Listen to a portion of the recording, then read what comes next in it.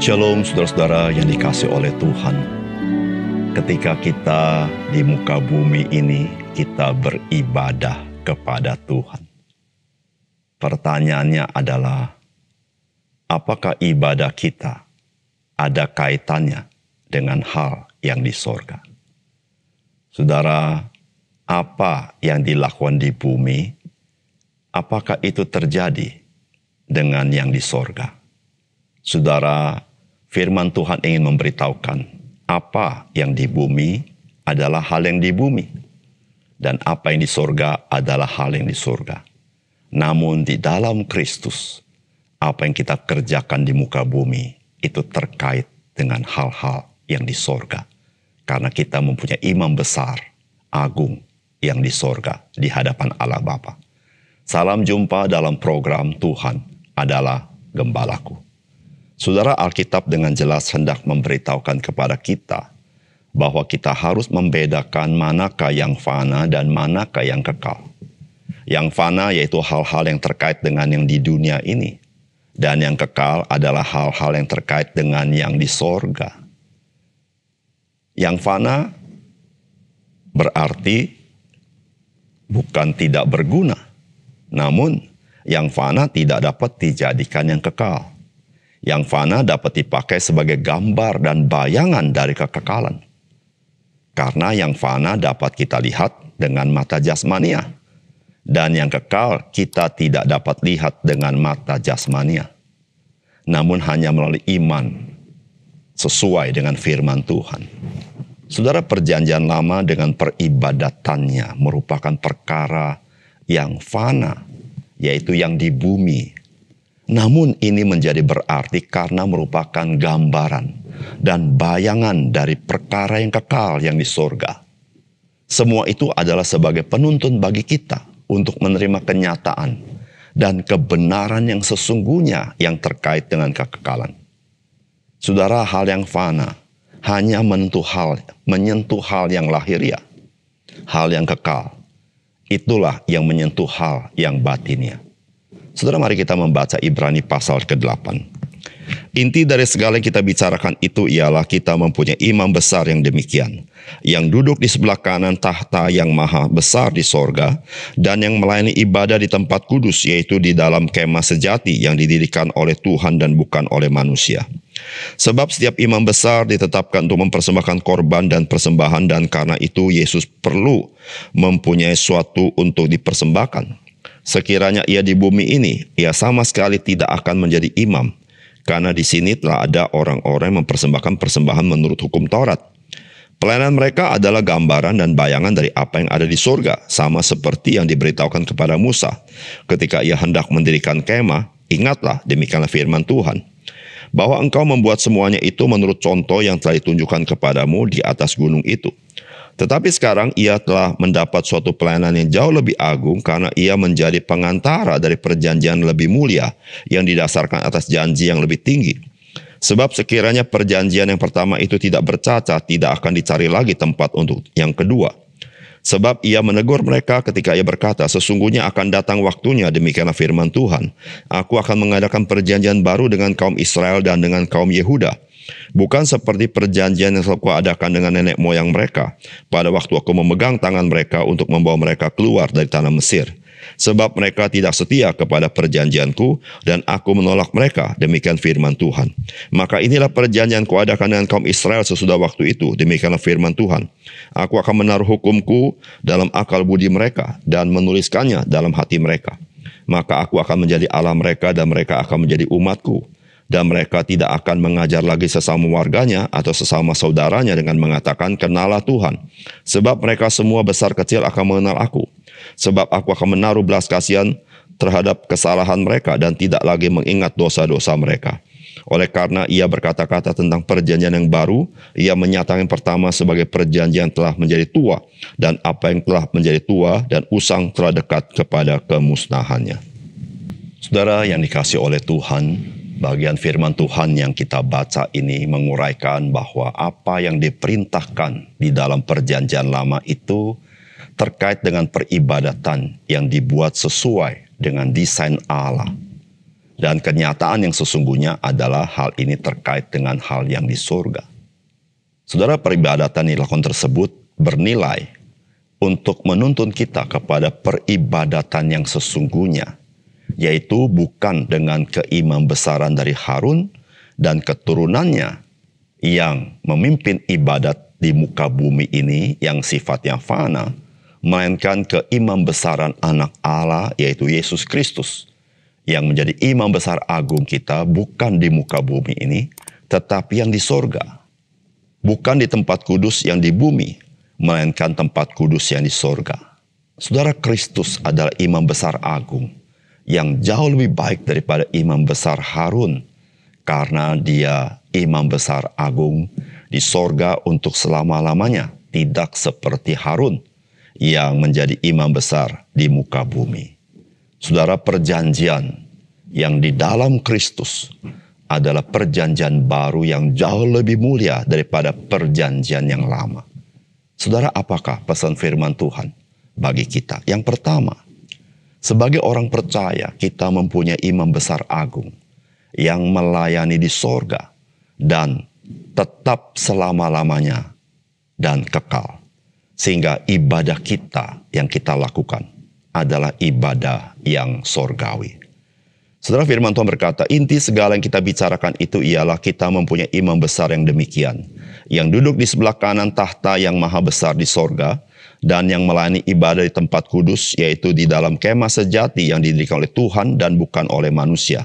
Sebab setiap imam besar ditetapkan untuk mempersembahkan korban dan persembahan, dan karena itu Yesus perlu mempunyai sesuatu untuk dipersembahkan. Sekiranya ia di bumi ini, ia sama sekali tidak akan menjadi imam, karena di sini telah ada orang-orang mempersembahkan persembahan menurut hukum Taurat.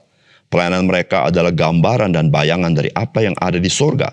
Sama seperti yang diberitahukan kepada Musa ketika ia hendak mendirikan kemah. Ingatlah demikian firman-Nya, bahwa engkau membuat semuanya itu menurut contoh yang telah ditunjukkan kepadamu di atas gunung itu. Saudara, firman Tuhan hari ini dengan jelas sekali memberitahukan bahwa peribadatan yang dilakukan dalam perjanjian lama itu adalah sebuah gambaran dari apa yang sesungguhnya yang di surga. Itu bukan realitas yang sesungguhnya. Tetapi realitas yang sesungguhnya yaitu ketika Kristus datang dan dia naik ke tempat yang maha kudus, yaitu yang bukan di muka bumi ini, tetapi yang di sorga. Dan firman Tuhan hari ini berkata apa?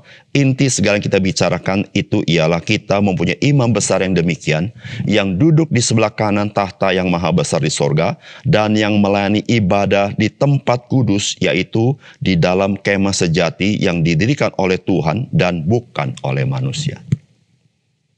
Saudara, disinilah memberitahukan kepada kita bahwa peribadatan orang Kristen, saudara-saudara, itu bersifat sorgawi.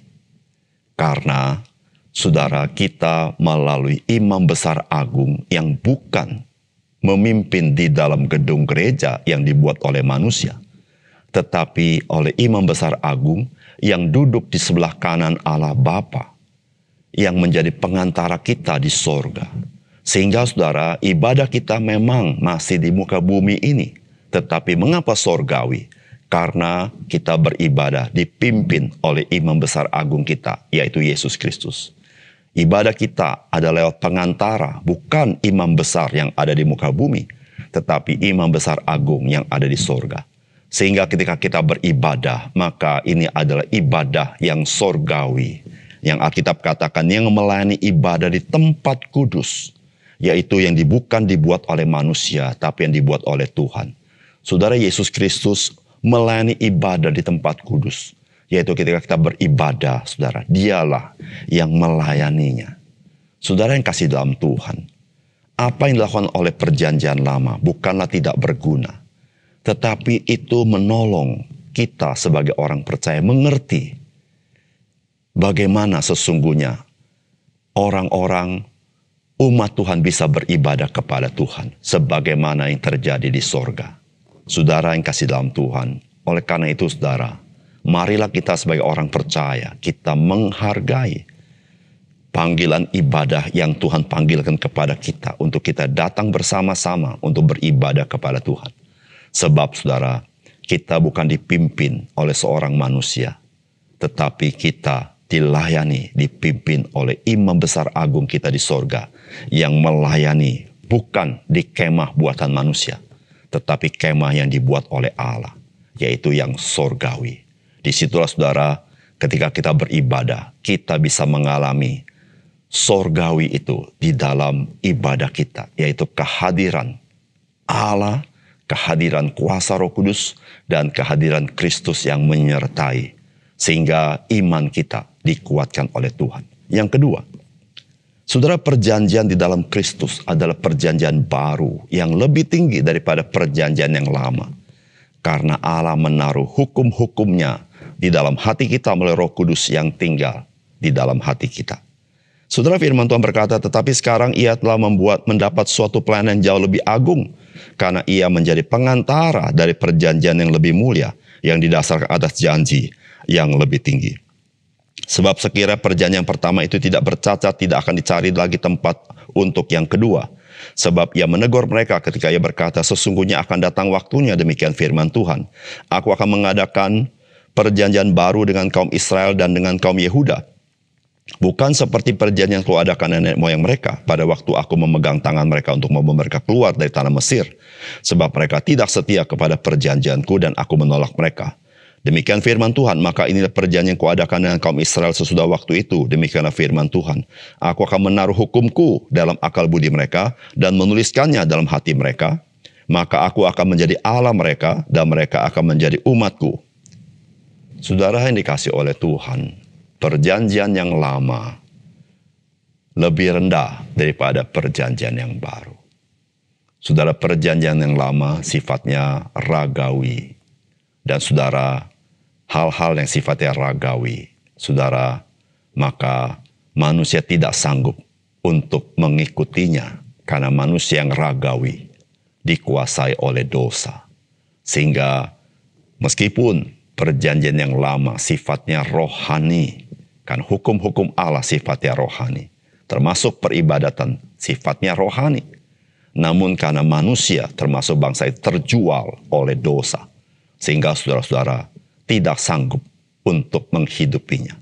Di situ saudara-saudara, maka perjanjian yang lama, saudara, menjadi sesuatu yang tidak menjadi berkat bagi umat Allah. Maka sesungguhnya Allah menyediakan perjanjian yang baru. Di mana perjanjian yang baru ini, saudara, di dalam Kristus. Maka Alkitab mengatakan perjanjian ini lebih tinggi dan lebih mulia. Mengapa?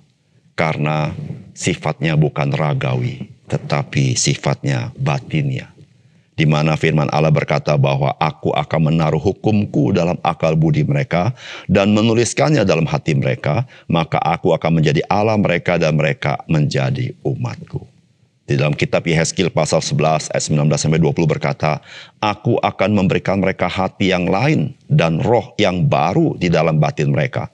Juga aku akan menjauhkan dari tubuh mereka hati yang keras dan memberikan mereka hati yang taat, supaya mereka hidup menurut segala ketetapanku dan peraturan-peraturanku. Dengan setia mereka akan menjadi umatku dan aku akan menjadi Allah mereka.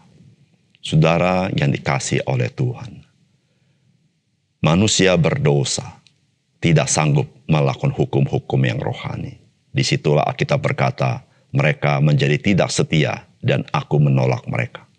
Tetapi Allah penuh kasih karunia dan anugerah. Dan Allah mengenal kita. Oleh karena itu saudara-saudara, seluruh perjanjian lama adalah sebuah tipologi daripada perjanjian yang baru.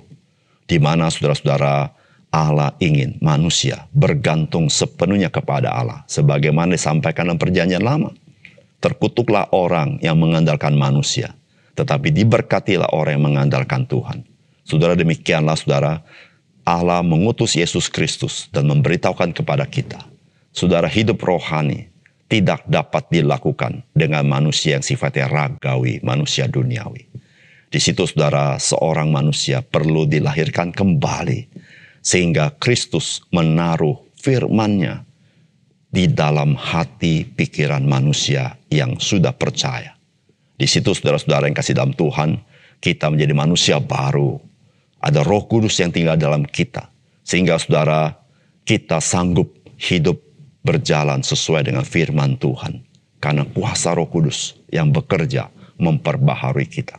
Disitulah saudara perjanjian baru lebih mulia dan lebih tinggi daripada perjanjian lama. Karena menyentuh kepada batinnya seorang manusia yang mengubahkan itu. Saudara, oleh karena itu saudara kita yang sudah percaya kepada Kristus, saudara ingatlah, diberkatilah orang yang mengandalkan Tuhan. Marilah kita selalu mengandalkan dalam hidup kita. Sehingga kita boleh hidup kudus, hidup berkenan kepada Tuhan, bahkan berbuah bagi kemuliaan Tuhan. Mari kita berdoa. Bapa surga, terima kasih untuk kebenaran firman-Mu. Biar Engkau meteraikan firman-Mu di dalam hati kami. Sehingga setiap firman yang kami dengar, boleh kami pahami dan kami hidupi dan kami syukuri. Karena firman-Mu mencelikan mata rohani kami. Terima kasih Tuhan, dalam nama Tuhan Yesus kami berdoa. Amin.